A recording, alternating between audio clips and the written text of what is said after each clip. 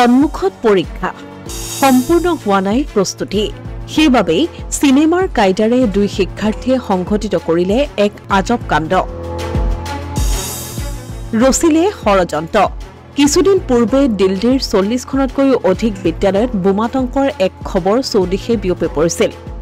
কোনো দুষ্টচক্ৰ বা সন্ত্ৰাসবাদীৰ সংগঠনৰ সদস্য নহয় দুগৰাকী বিদ্যালয়ৰ ছাত্ৰ-ছাত্ৰীয়ে দিল্লীত বোমাতংক বিয়পাইছিল পৰীক্ষাৰ বাবে প্ৰস্তুতি সম্পূৰ্ণ হোৱা নাছিল শিক্ষাৰ্থী কেইজনৰ সেয়েহে তেওঁলোকে পৰীক্ষা পিছুৱাই দিয়াৰ ষড়যন্ত্ৰ ৰচিছিল পৰীক্ষা যাতে পিছুৱাই যায় তাৰ বাবে সহজ উপায় বিচাৰি তিনিখন বিদ্যালয়ত বোমা ৰখা হৈছে বুলি ভাবুকি পত্ৰ প্ৰেৰণ কৰিছিল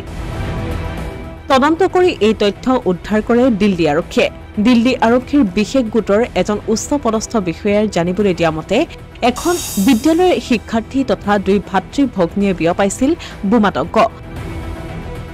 নিজৰ বিদ্যালয়ত বোমা ৰখা হৈছে বুলি ইমেইল প্ৰেৰণ কৰিছিল এই কাৰ্যক বিশ্বাসযোগ্য কৰি তুলিবৰ বাবে লগতে আন দুখন বিদ্যালয়লৈ প্ৰেৰণ কৰিছিল একেই বোমা ৰখাৰ পত্ৰ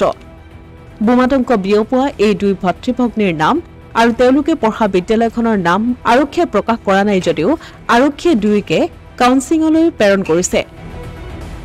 আৰু সতৰ্ক কৰিছে দুখী ছাত্ৰ-ছাত্ৰীৰ পিতৃ মাতৃহালক অসমীয়া প্ৰতিদিন ডিজিটেল ডেস্ক